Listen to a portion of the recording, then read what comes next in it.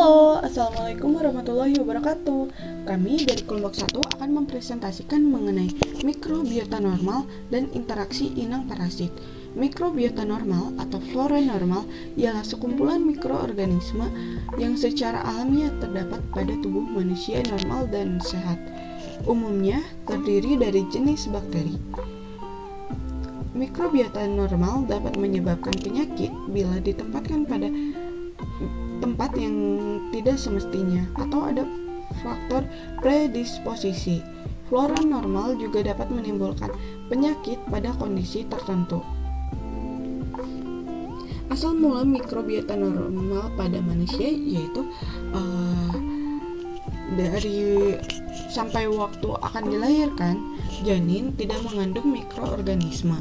Janin manusia mula-mula memperoleh mikroorganisme ketika lewat sepanjang saluran lahir melalui kontak permukaan, penelanan, atau penghisapan. Setiap bagian tubuh manusia dalam kondisi lingkungan yang khusus dihuni berbagai macam mikroorganisme tertentu. Selanjutnya, ada penyebaran dan terjadinya mikrobiota manusia. Yang pertama, kulit. Pada umumnya, beberapa bakteri yang ada pada kulit mampu bertahan hidup lama karena kulit mengeluarkan substansi bakterisidal. Sebagai contoh, kelenjar keringat mengekskresikan lisozim, suatu enzim yang dapat menghancurkan dinding sel bakteri.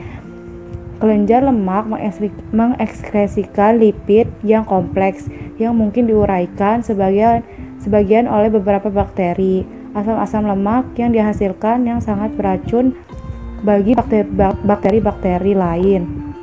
Kebanyakan bakteri kulit dijumpai pada epitelium yang seakan-akan bersisik atau lapisan luar epidermis membentuk koloni pada permukaan sel-sel mati. Kebanyakan bakteri ini adalah spesies Staphylococcus atau kebanyakan S. epidermidis dan S. aureus dan cyanobacteria aerobik atau difteroid. Jauh di dalam kelenjar lemak dijumpai bakteri-bakteri anaerobik lipofilik seperti Propionibacterium acnes, penyebab jerawat. Jumlah tidak banyak dipengaruhi oleh pencucian.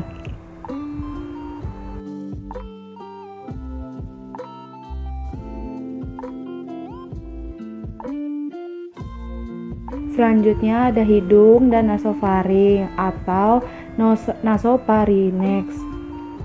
Bakteri yang terdapat di dalam hidung yaitu difteroid, Staphylococcus yaitu S. aureus dan S. epidermis.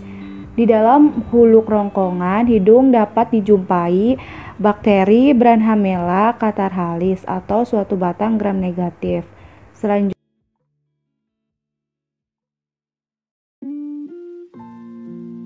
Selanjutnya ada mulut. Mulut memiliki air liur.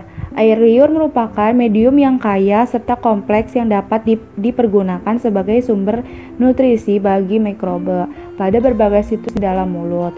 Bakteri yang terdapat pada rongga mulut masuk ke dalam genus Streptococcus, Neisseria, Veillonella, Actinomyces, dan Lactobacillus. Selanjutnya ada orofaring. Orofaring atau orifare. Next. Orofaring atau bagian belakang mulut juga dihuni sejumlah besar bakteri Staphylococcus aureus dan S. epidermidis serta difteroid. Kelompok bakteri terpenting merupakan penghuni asli orofaring ialah Streptococcus A. hemolytic yang juga dinamakan Streptococcus viridans. Biakan yang ditumbuhkan dari orofaring juga akan diperlihatkan adanya Branhamella catarrhalis, spesies Haemophilus, serta jalur-jalur Pneumococcus avirulen atau Streptococcus pneumonia. Selanjutnya ada perut. Isi perut yang sehat pada umumnya steril karena adanya asam hidroklorat di dalam sekrets lambung. Setelah ditelan, makanan jumlah bakteri bertambah tetapi segera menurun kembali dengan disekresikannya getah lambung dan pH zat alir perut pun menurun. Selanjutnya ada usus besar dan usus kecil. Usus besar dan usus kecil ini terdapat pada perut. Usus besar ada kurang lebih 300 kali lebih banyak bakteri anaerobik ketimbang anaerobik fakultatif seperti E. coli. Yang kedua ada usus kecil. Usus 12 jari memiliki beberapa bakteri yaitu sebagian besar Coccus dan Bacillus gram positif. Pada jejunum dijumpai spesies Enterococcus, Lactobacillus, dan difteroid. Kamir Candida albicans dapat dijumpai juga pada usus kecil. Bagian ileo mikrobiota memulai menyerupai di bagian usus basae, yaitu bakteri anaerobik dan enterobakteri. Yang terakhir yaitu saluran kandung kemih. Bakteri umumnya dijumpai pada uretra atau saluran kandung kemih luar, bagian bawah, baik wanita maupun pria. Penghuni utama bakteri ini yaitu Lactobacillus. Selanjutnya, bakteri-bakteri lain yang terdapat pada manusia pada tabel berikut ini.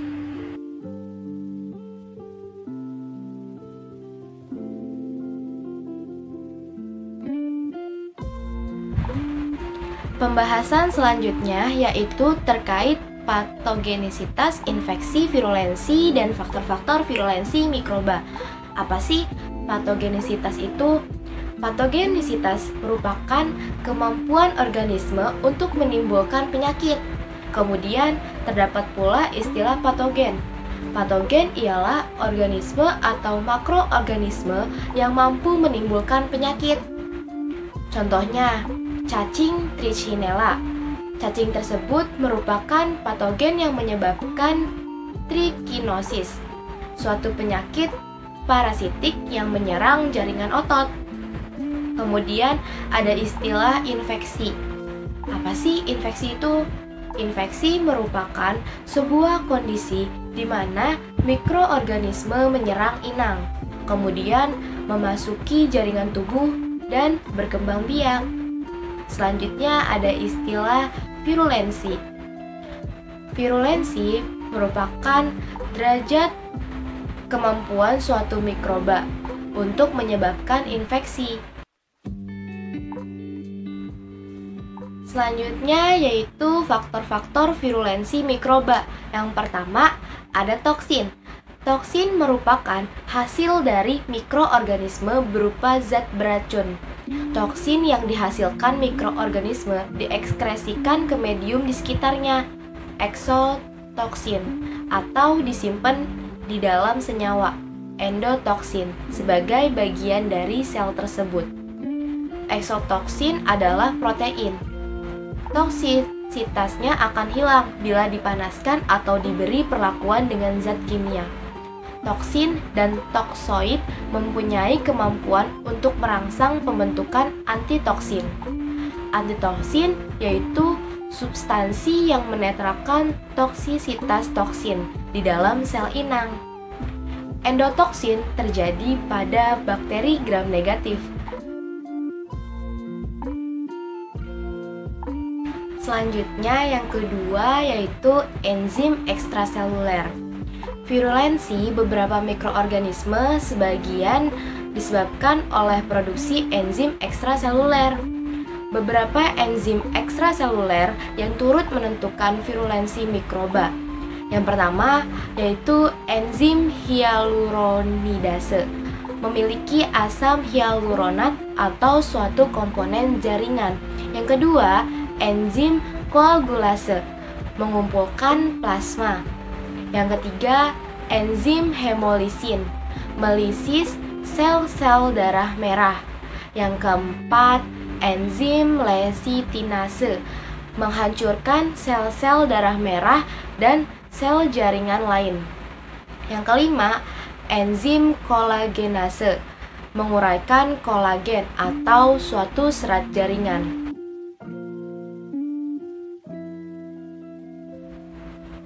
Selanjutnya yaitu faktor-faktor virulensi mikroba yang ketiga, yaitu kapsul.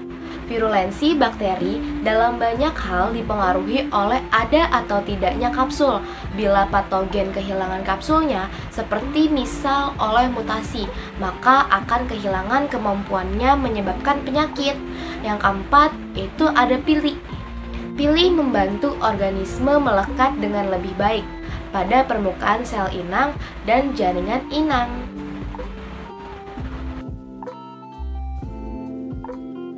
Izin melanjutkan, selanjutnya yaitu faktor-faktor yang mempengaruhi infeksi selain dari virulensi.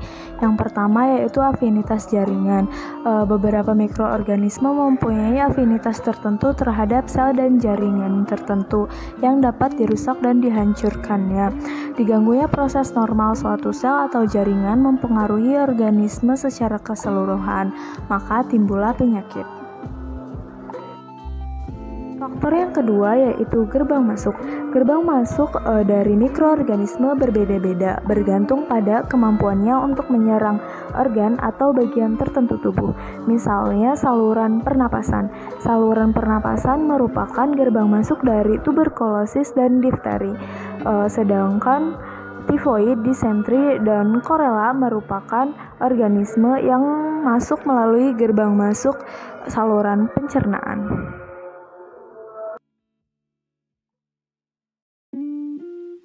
Faktor yang ketiga yaitu pemindah sebaran.